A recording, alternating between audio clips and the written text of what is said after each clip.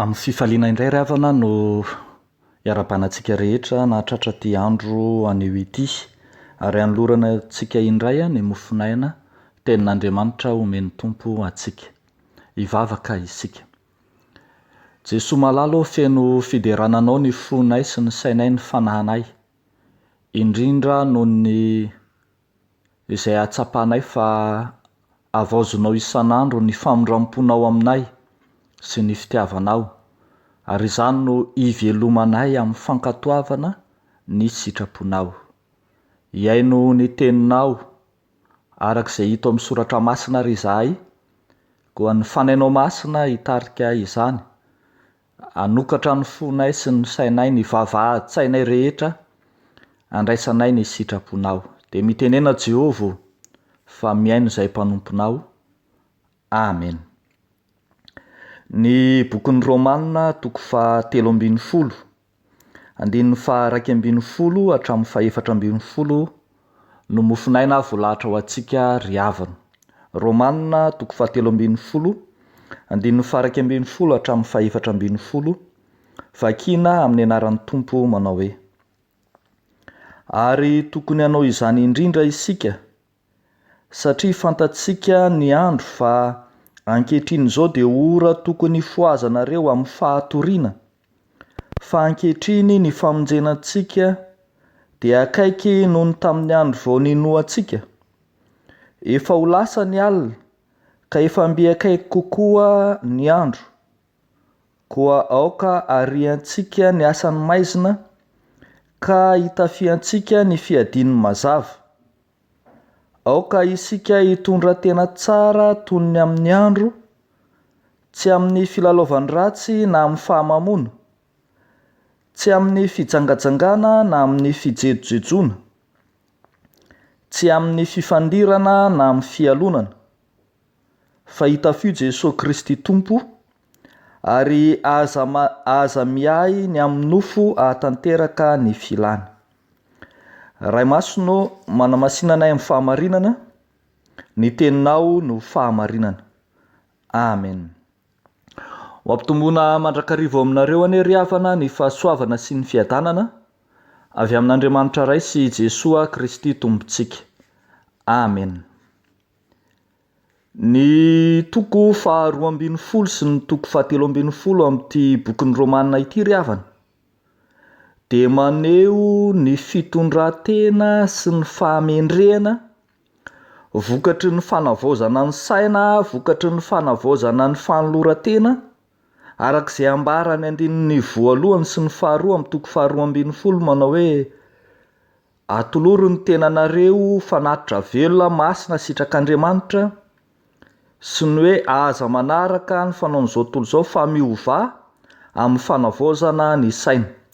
Vokatra ny fanavaozana ny saina zany dia miariary eo ampino ny asan'ny fahasoavana, na le antsointsika hoe ny fanomezam-pahasoavana samy hafa, izay ambarany andinin'ny 13 hatramin'ny andinin'ny 15 amin'ny toko faha 12.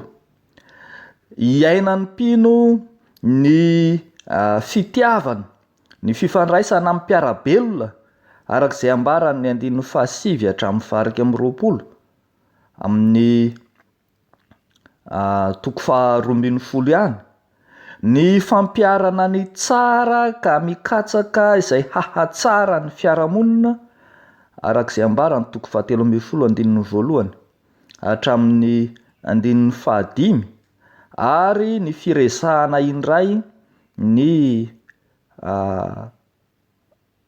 fampiarana ny fitiavana eo anivon'ny mpiarabelona, eo amin'ny andinin'ny 9 hatramin'ny andinin'ny 10 amin'ny toko faha 13.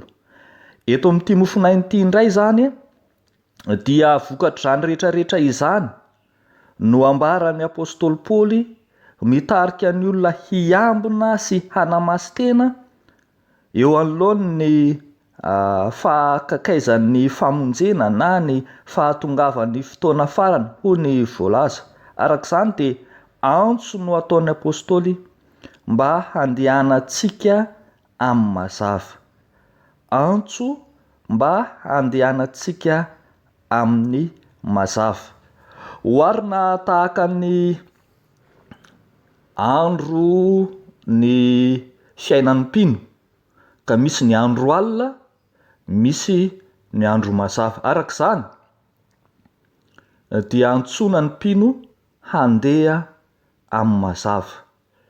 Hitantsika misongadina eto amin'ny Timofinainy ity ry havana fa ny mandeha amin'ny mazava dia olona mifoha. Ny mandeha amin'ny mazava dia olona mifoha. Ambaran'ny soratra masina eto fa fantatsika ny andro fa zao ora tokony fa ankehitriny izao izy dia ora tokony hifoazanareo amin'ny fahatoriana. Ny manakaiky ny dikateny fototra kokoa dia ny hoe zao fotoana izao dia fotoana tokony hifoazanareo amin'ny torimaso, hialana amin'ny torimaso.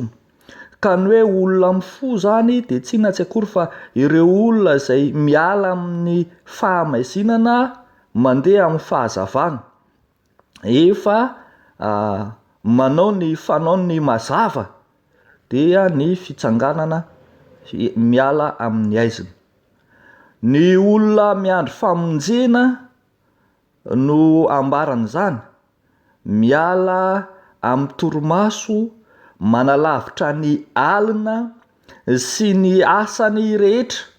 Arak'izay ambarany 17 hoe aoka isika hitondra tena tsara toy ny amin'ny andro, fa tsy amin'ny filalaovan-dratsy na amin'ny fahamamoana, tsy amin'ny fijangajangana na amin'ny fijejojejoana, tsy amin'ny fifandirana na amin'ny fialonana.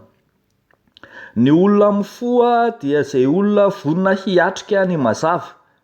Ambara mantsy te hilaza ny apôstôly fa ny olona mifoha no afaka miandry famonjena satria efa ho avy ny famonjena.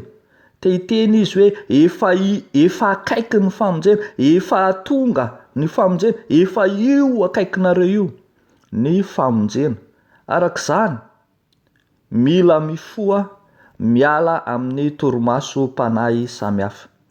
Ravako malala ao amin'ny tompo, ny soratra masina manontolo dia miantso antsika hiaina zany fiainana sy handeha amin'izany fiainam-pahazavana izany.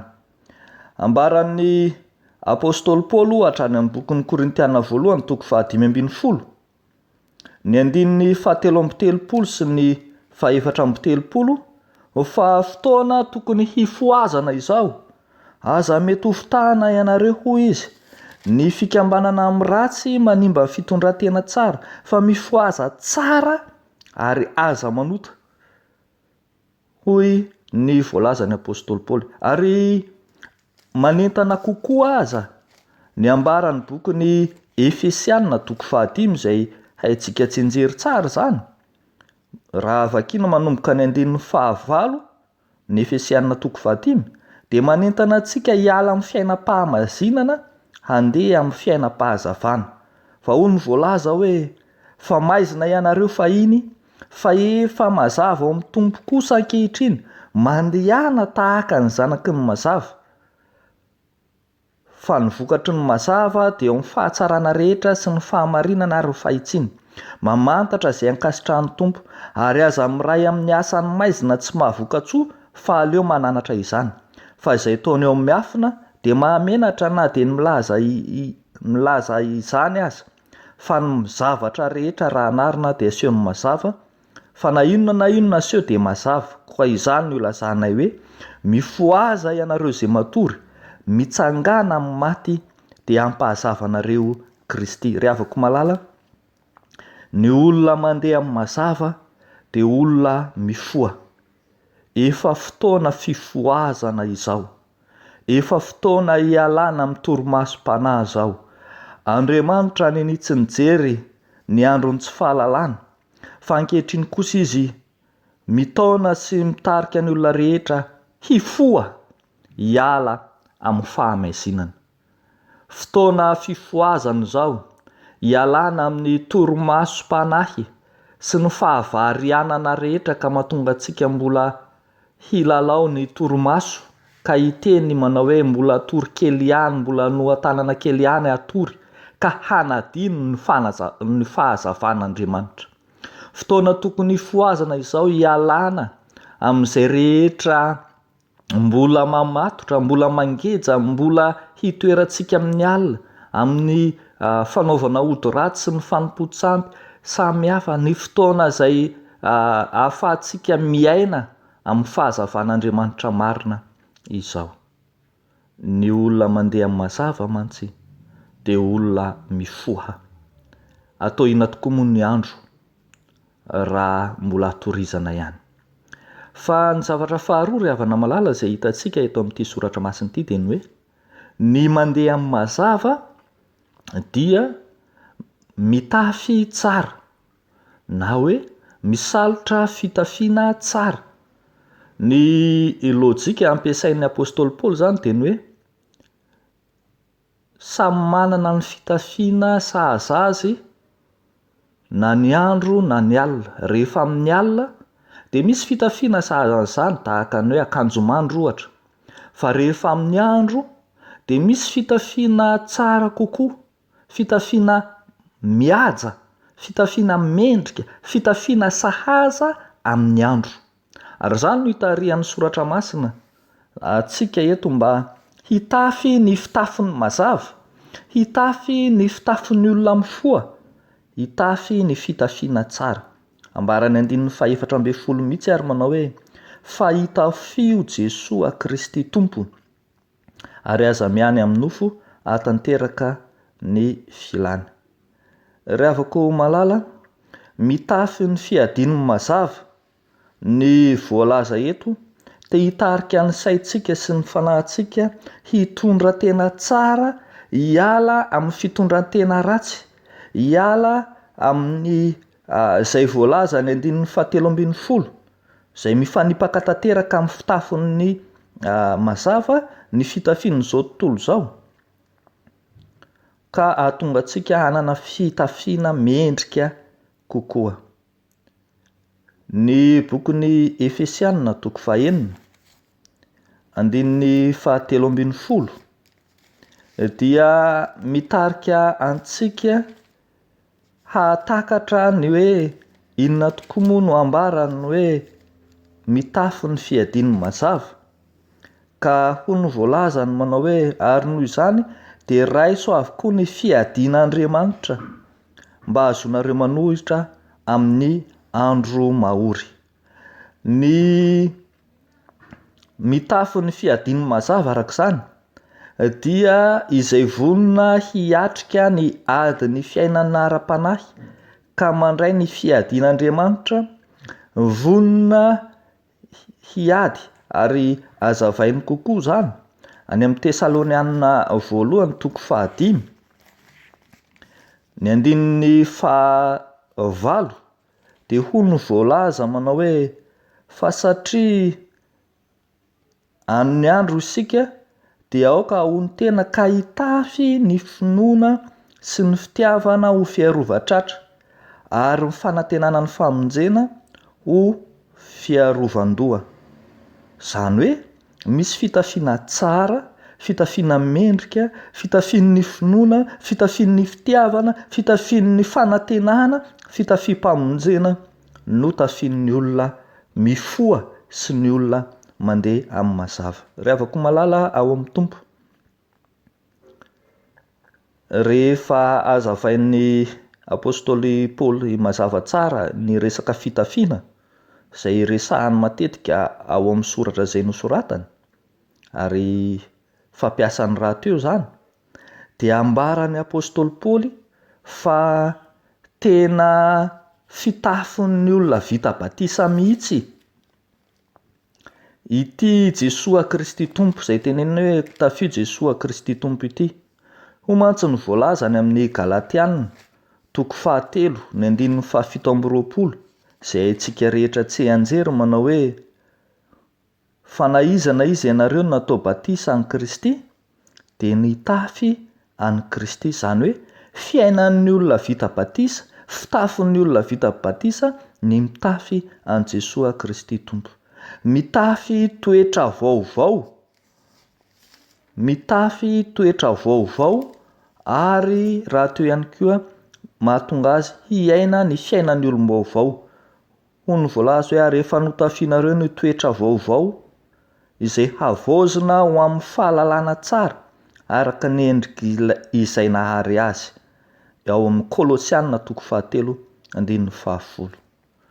Ravako malala, fony vao nanota ny zanak'olombelona any amin'ny bokin'ny Genesisy dia efa notafian'Andriamanitra ravina viavy izy.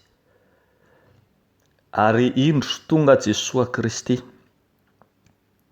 izay fitafiana ho an'ny olona mendrika sy izay vonina handeha amin'ny mazava rehetra. Rehefa any an-danitra any dia izay mitafy ny fitafiana fotsy tsara no mandova ny fiadanana ka mandrava ny fahasamihafana rehetra hidirana amin'ny tontolo vaovao iray izay mampiombona ka hitenena ny soratra masina hoe tsy misy intsony na jiosy na jentilisa na andevo na tsy andevo na lahy na vavy fa iray ihany isika rehetra ao amin'ny Kristy Jesosy. Ny olona mandeha amin'ny mazava dia mitafy ny fitafiana tsara, mendrika ny mazava, sahaza ny mazava izay andehanany. Ho antsika rehetra koa izany tenin'Andriamanitra izany ry havako, andehanantsika amin'ny fahazavan'Andriamanitra. Hivavaka isika.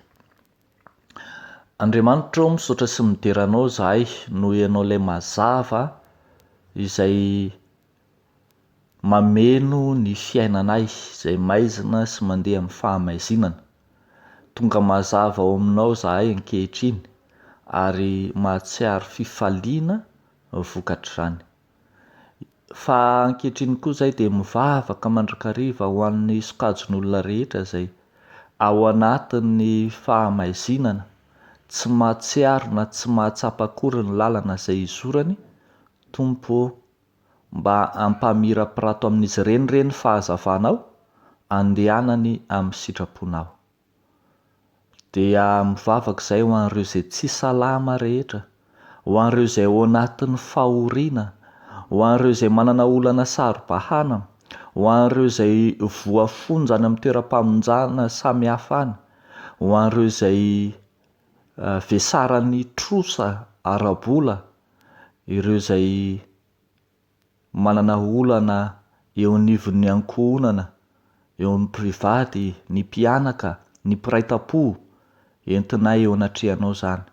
Ary tsapanay fa raha ny zanaka no manafaka dia ho afaka tokoa izahay. Dia amin'ny anaranao Jesosy Kristy Tompo no anaovanay sy angatanay izany vavaka izany. Amen.